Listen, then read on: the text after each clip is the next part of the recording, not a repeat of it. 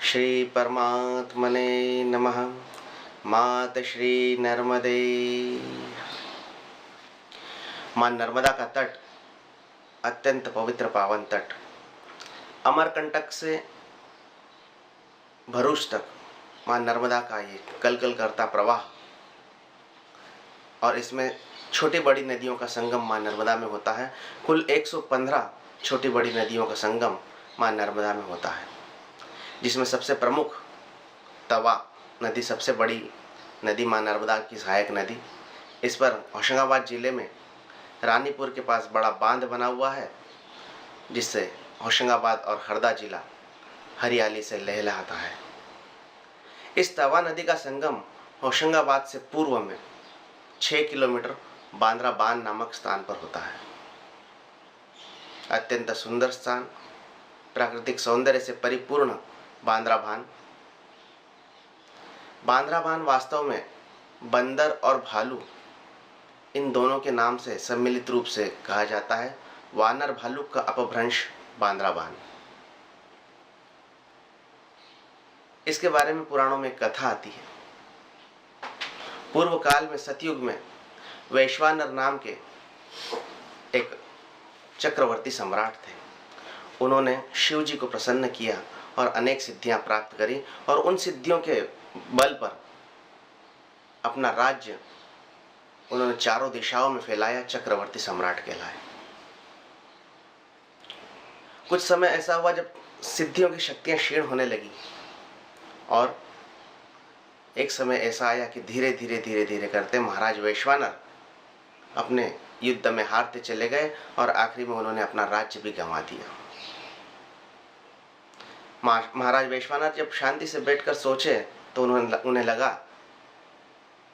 कि उनकी सिद्धियां की शक्ति कम हो गई है, अतः उन्हें फिर से तपस्या करनी चाहिए। और महाराज वैश्वानर मंदराचल पर्वत पर तपस्या करने चले गए। तपस्या उन्होंने काफी घोर तपस्या करी। नारद जी प्रसन्न होकर महाराज वैश्वानर के पास आए, और उन्होंने वैश्वानर से कहा, क्या समस्या है, मुझे बताइए।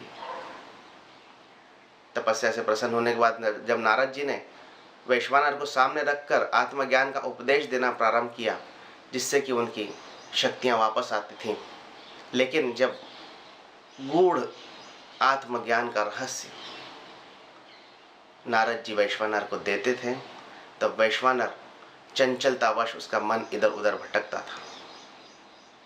यह देखकर नारद जी अत्यंत क्रोधित हो गए,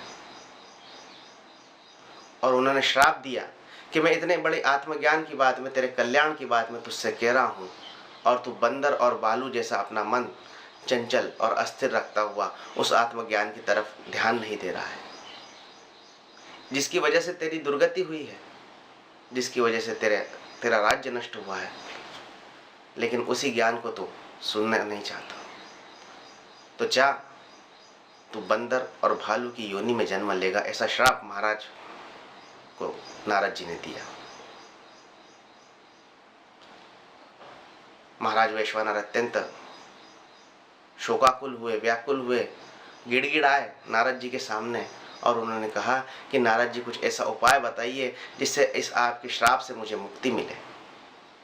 नारद जी ने कहा, मां नर्मदा का तट एकमात्र ऐसा पावन स्थान है जहां पर पुनः तपस्या करने से तुझे इस बंदर योनि से मुक्ति मिलेगी। महाराज वैश्वानर मां नर्मदा के तट पर आए। तवा नदी के संगम बांद्रा बांध में उन्होंने घोर तपस्या करी। शिव जी प्रसन्न हुए, और बांद्रा बांध में महाराज वैश्वानर को शिव जी ने दिव्य दर्शन दिए,